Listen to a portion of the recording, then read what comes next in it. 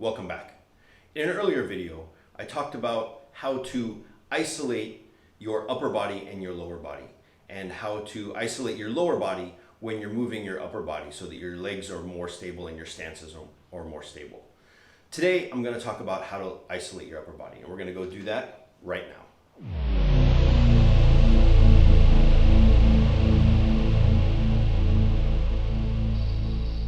Hey everybody, welcome back. I'm Michael Hagan, head coach here at Apex Kata Performance.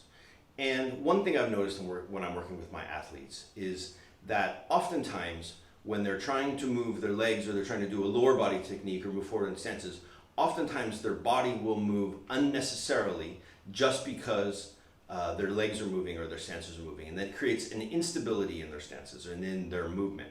And so one of the drills that I came up with based off of Tomari Basai or Matsumura Basai, towards the end when you're doing the Morote ski, for example, that's where I see it frequently, is when we're doing the Morote ski, we want to be able to move our upper body but not our lower body. Or sometimes we want to move our lower body, and when we're moving our lower body, we want to isolate how our upper body movements, and that's what helped me come up with this drill.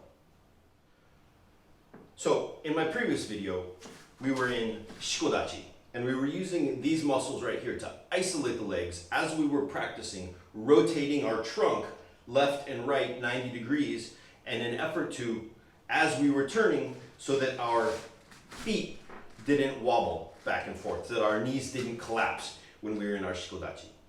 For today's drill, I want to now work on isolating my upper body when I'm moving my lower body. So we're going to start in Heisokudachi, or together with our feet closed. And here we're not really going to use our hands, we can just keep them up or out of the way.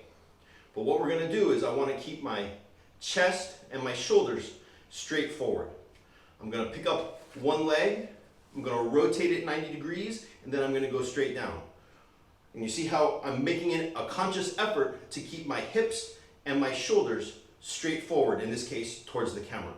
One thing that we will see, and what was the cause of this drill, or what caused me to develop this drill, was oftentimes when the knee comes up or when the upper body moves, the whole body has a tendency to rotate. Now what this does right here is I'm intentionally keeping my foot straight, but what this is doing is causing a rotation starting at my foot all the way up through my leg and through my knee and my leg, and I can feel the tension on my knee. And this is a cause for concern, first, for health-wise. We don't want to cause unnecessary damage to the knee. So, we're keeping our hands up. We're going to pick up our knee, rotate 90 degrees, keep our chest and our hips facing forward, pick our knee back up, and come back to center. Now we're going to go to the other leg. We're going to pick our knee up, rotate out, and put our foot down, pick up, rotate back to center.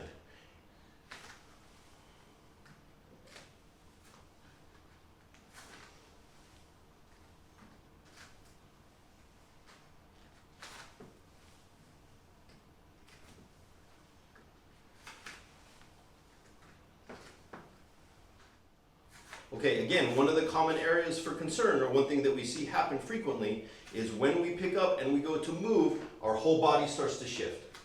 So again, the purpose of this drill is to isolate the movement of our upper body and our lower body so that we're maintaining control of our upper body while our lower body is doing something different.